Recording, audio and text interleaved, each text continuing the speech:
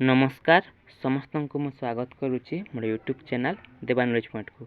चलतु मन अच्छे एक नूतन वीडियो आपण सहित आलोचना करने नाट्यकार गोपाल छोटराय को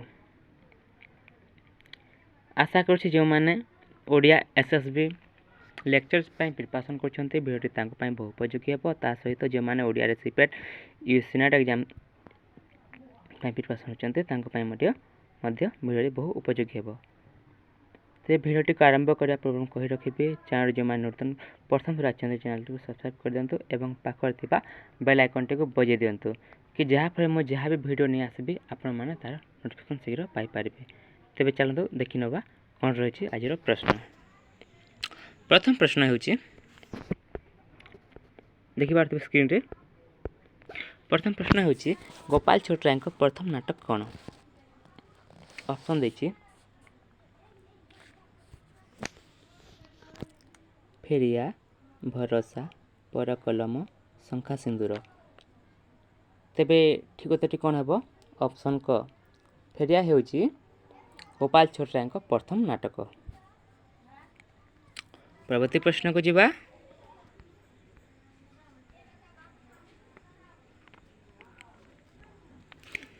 क्यों नाटकटीर कथावस्तु दरिद्र प्रतिभावान शिल्पी मोहन स्वप्न एवं सत्ता को नहीं गढ़ी उठी? ऑप्शन देछि फेरिया, भरोसा, परकलम, शंखा सिंदूर। तेबे ठीक उत्तर कौन हे? ऑप्शन ख भरोसा नाटक। परवर्ती प्रश्न परकलम नाटक रचना काल केते? ऑप्शन देछि 1952, 1956, 1954, 1957। तेबे ठीक उत्तर कौन? ऑप्शन ग 1954 मसीहा। परवर्ती प्रश्न को जीवा।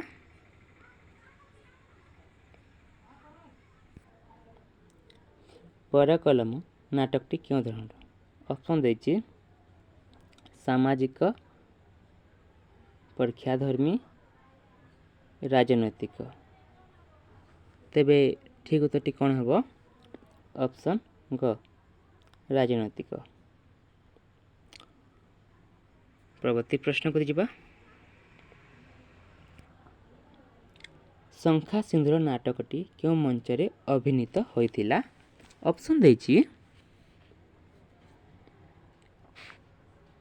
अन्नपूर्णा ए ग्रुप, अन्नपूर्णा बी ग्रुप, जनता रंगमंच, ओडिशा थिएटर्स। तेबे ठीक उत्तर कौन हे? ऑप्शन ख अन्नपूर्णा बी ग्रुप द्वारा अभिनेता होइतिला 8 तारीख अगस्त मास 1955 मसीह। परवर्ती प्रश्न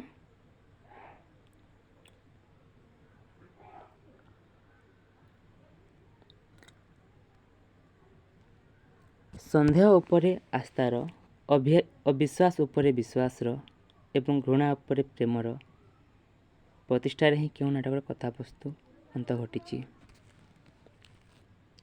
ऑप्शन देछि भरोसा, परकलम, शंखा सिंदूर, नष्ट उर्वशी। तेबे ठीक उत्तर कौन हे? ऑप्शन ग शंखा सिंदूर। परवर्ती प्रश्न को जीवा। नष्ट उर्वशी नाटकटी क्यों मंचरे अभिनीत होइथिला? ऑप्शन देछि अन्नपूर्णा ए ग्रुप, जनता रंगमंच, अन्नपूर्णा बी ग्रुप, सृजनी संस्था। तेबे ठीक उत्तर कौन हे? ऑप्शन ख जनता रंगमंच 1956 मसीह। यह 3 अंक विशिष्ट नाटक, ए 13टी दृश्य रही। परवर्ती प्रश्न को जीवा। नष्ट उर्वशी क्यों धरण नाटक? ଅପସନ୍ ଦେଇଛି ସାମାଜିକ, ରାଜନୈତିକ, ପୌରାଣିକ, ଐତିହାସିକ। ତେବେ ଠିକ୍ ଉତ୍ତରଟି କ'ଣ ହେବ? ଅପସନ୍ କ ସାମାଜିକ। ପରବର୍ତ୍ତୀ ପ୍ରଶ୍ନ, କେଉଁ ନାଟକଟିରେ ହୀରାକୁଦ ଶ୍ରମିକ ବସ୍ତିର କାହାଣୀକୁ ନେଇ ରଚିତ? ଅପସନ୍ ଦେଇଛି ସାଧନା, ଫେରିଆ, ପଥିକ ବନ୍ଧୁ, ନଷ୍ଟ ଉର୍ବଶୀ। ତେବେ ଠିକ୍ ଉତ୍ତରଟି କ'ଣ ହେବ? ଅପସନ୍ ଗ ପଥିକ ବନ୍ଧୁ।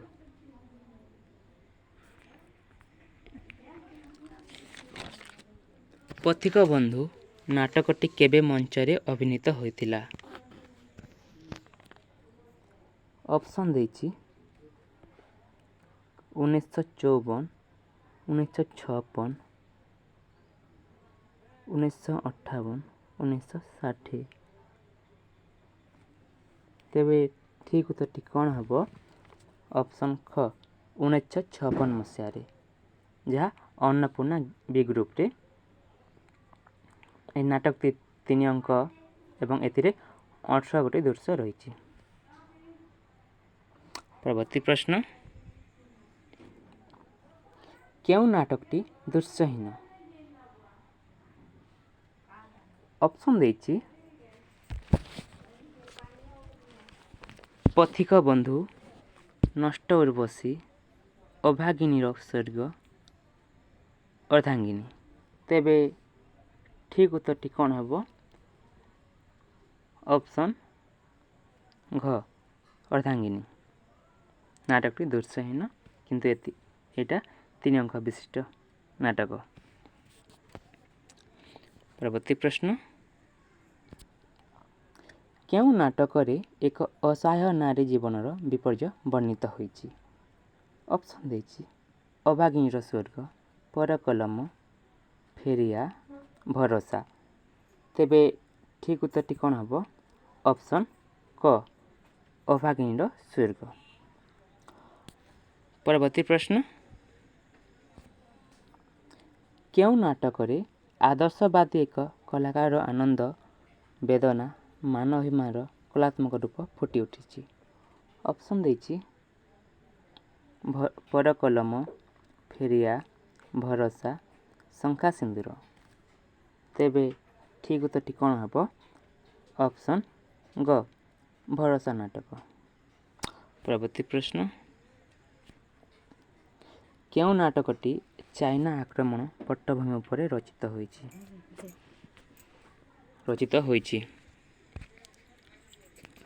ଅପସନ୍ ଦେଇଛି ଦଲବେହେରା, ଝଞ୍ଜା, ସାଧନା, ଫେରିଆ। ତେବେ ଠିକ୍ ଉତ୍ତରଟି କ'ଣ ହେବ?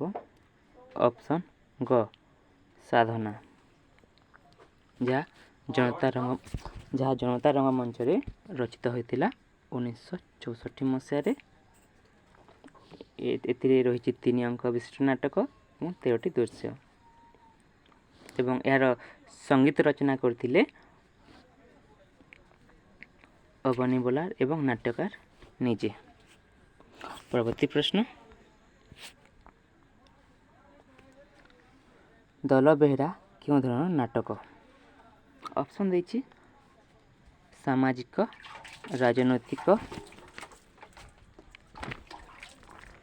ଐତିହାସିକ, ପରୀକ୍ଷାଧର୍ମୀ। ତେବେ ଠିକ୍ ଉତ୍ତରଟି କ'ଣ ହେବ? ଅପସନ୍ ଗ ପରୀକ୍ଷାଧର୍ମୀ, ଐତିହାସିକ। ଠିକ୍ ଉତ୍ତରଟି ଐତିହାସିକ ହେବ। ଏହା ସମୟ ସୀମା ରହିଛି ଯାହା 1966 ମସିହା। ପରବର୍ତ୍ତୀ ପ୍ରଶ୍ନ,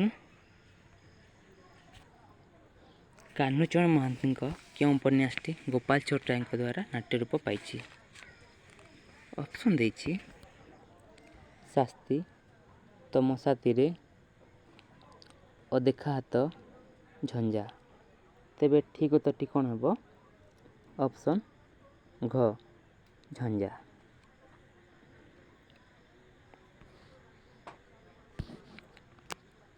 ଯାହା 3 ଅଙ୍କ ବିଶିଷ୍ଟ ନାଟକ ଏବଂ 15ଟି ଦୃଶ୍ୟ ରହୁଛି ଏବଂ ଏହା ଜନତା ରଙ୍ଗମଞ୍ଚରେ ଅଭିନୀତ ହୋଇଥିଲା। ଏହାର ନାୟିକା ହୋଇଥିଲେ ଯିଏକି କ୍ଷଣପ୍ରଭା। ଏହି ନାଟକର ରଚନା କରିଥିଲେ ଅଧ୍ୟାପକ ଜାନକୀ ବଲ୍ଲଭ ଏବଂ ନାଟ୍ୟକାର ନରହରି ମହାପାତ୍ର। ପରବର୍ତ୍ତୀ ପ୍ରଶ୍ନକୁ ଯିବା। ଘଟକ କେଉଁ ଧରଣର ନାଟକ? ଅପସନ୍ ଦେଇଛି ରାଜନୈତିକ, ସାମାଜିକ, ହାସ୍ୟରସାତ୍ମକ। ତେବେ ଠିକ୍ ଉତ୍ତରଟି କ'ଣ ହେବ? ଅପସନ୍ ଗ ହାସ୍ୟରସାତ୍ମକ।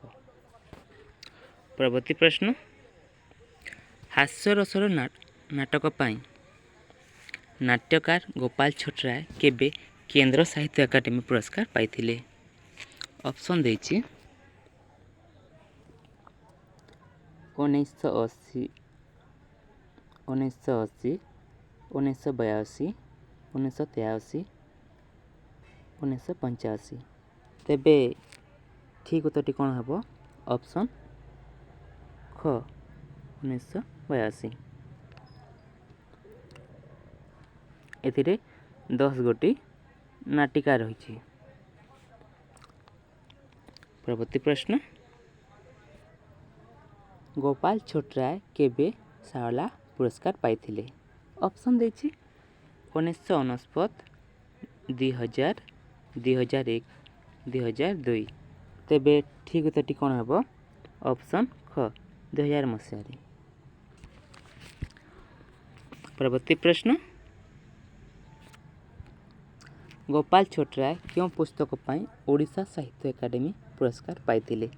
ଅପସନ୍ ଦେଇଛି ଭରସା, ଶାଖା ପ୍ରଶାଖା, ତିନୋଟି ଅପେରା ଏକତ୍ର, ନୂଆ ବୋଉ। ତେବେ ଠିକ୍ ଉତ୍ତରଟି କ'ଣ ହେବ? ଅପସନ୍ ଗ ତିନୋଟି ଅପେରା ଏକତ୍ର ପାଇଁ ଗୋପାଳ ଛୋଟରାୟ ଓଡ଼ିଶା ସାହିତ୍ୟ ଏକାଡେମୀ ପୁରସ୍କାର ପାଇଥିଲେ। ପରବର୍ତ୍ତୀ ପ୍ରଶ୍ନକୁ ଯିବା। କେଉଁ ନାଟକଟି ବଙ୍ଗଳା ଔପନ୍ୟାସିକ ଶରତଚନ୍ଦ୍ରଙ୍କର ରାମେର ସୁମତି ଛାୟାରେ ରଚିତ? ଅପସନ୍ ଦେଇଛି ନୂଆ ବୋଉ, ପଦ୍ମାଲୟ, ଶାଖା ପ୍ରଶାଖା, ଶୋଭା। ତେବେ ଠିକ୍ ଉତ୍ତରଟି କ'ଣ ହେବ ଏହାର? ଅପସନ୍ କ ନୂଆ ବୋଉ। ପରବର୍ତ୍ତୀ ପ୍ରଶ୍ନ। କେଉଁ ଉପନ୍ୟାସର ନାଟ୍ୟ ରୂପ ଦେଇନାହାନ୍ତି ନାଟ୍ୟକାର ଗୋପାଳ ଛୋଟରାୟ? ଅପସନ୍ ଦେଇଛି ଅମଡ଼ା ବାଟ, ମାଟିର ମଣିଷ, ମଲାଜନ, ପ୍ରତିଭା। ତେବେ ଠିକ୍ ଉତ୍ତରଟି କ'ଣ ହେବ? ଯେଉଁଟା ହେଉଛି ଅପସନ୍ଟା ଖ ମାଟିର ମଣିଷ। ଉପନ୍ୟାସକୁ ଗୋପାଳ ଛୋଟରାୟ ନାଟ୍ୟ ରୂପ ଦେଇନାହାନ୍ତି। ମାଟିର ମଣିଷ ଉପନ୍ୟାସକୁ ଆମ ଇଏ କହିଲ ପ୍ରାଣବନ୍ଧୁଙ୍କର ନାଟ୍ୟ ରୂପ ଦେଇଛନ୍ତି। ପରବର୍ତ୍ତୀ ପ୍ରଶ୍ନ। କେଉଁ ନାଟକଟି ଗଡ଼ତାପଙ୍ଗ ଯୁଦ୍ଧ ଶୀର୍ଷକ କାବ୍ୟରୁ ଏହାର କଥାବସ୍ତୁ ସଂଗୃହୀତ? ଅପସନ୍ ଦେଇଛି ଦଳବେହେରା, ଘଟକ, ପଥିକ ବନ୍ଧୁ, ସାଧନା। ତେବେ ଠିକ୍ ଉତ୍ତରଟି କ'ଣ ହେବ? ଅପସନ୍ କ ଦଳବେହେରା। ପରବର୍ତ୍ତୀ ପ୍ରଶ୍ନ। ହାସ୍ୟରସ ନାଟକରେ କେତୋଟି ନାଟିକା ରହିଛି? ଅପସନ୍ ଦେଇଛି 8ଟି, 6ଟି, 10ଟି, 5ଟି। ତେବେ ଠିକ୍ ଉତ୍ତରଟି କ'ଣ ହେବ?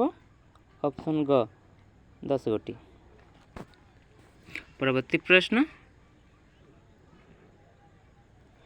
ଶାଖା ପ୍ରଶାଖା କେତୋଟି ଛୋଟ ନାଟକର ଏକ ସଂକଳନ ବା ଶାଖା ପ୍ରଶାଖା କେତୋଟି ନାଟକର ସଂକଳନ? ଅପସନ୍ ଦେଇଛି 4ଟି, 9ଟି, 8ଟି, 12ଟି। ତେବେ ଠିକ୍ ଉତ୍ତରଟି କ'ଣ ହେବ? ଅପସନ୍ ଖ 9ଟି। ପରବର୍ତ୍ତୀ ପ୍ରଶ୍ନ। ପୁରାପୁରି ପାରିବାରିକ କେଉଁ ଶ୍ରେଣୀର ନାଟକ? ଅପସନ୍ ଦେଇଛି ନାଟକ, ଗୀତିନାଟ୍ୟ, ଏକାଙ୍କିକା, ବେତାଳ ନାଟକ। ତେବେ ଠିକ୍ ଉତ୍ତରଟି କ'ଣ ହେବ? ଅପସନ୍ घ बेतार नाटक। आशा करुच्ची संपूर्ण सठिक तथ्य देइथिबि। जदि आपन जहाँ किसी द्वंद्व थाए कि प्रश्न त्रुटि थाए ताले आपन कमेंट माध्यम जन पारे, जार उत्तर मु कमेंट में देवाई चेष्टा करी। भिडियोटी भल लगे सांग सहित शेयर करूँ और चैनल प्रथम थर अच्छे चैनल को सब्सक्राइब करूँ और पाखे बेल आइकन बजातु कि जहाँपर मो जहाँ भी भिडियो नहीं आसबि आप तार नोटिफिकेशन शीघ्र पाइपर। धन्यवाद।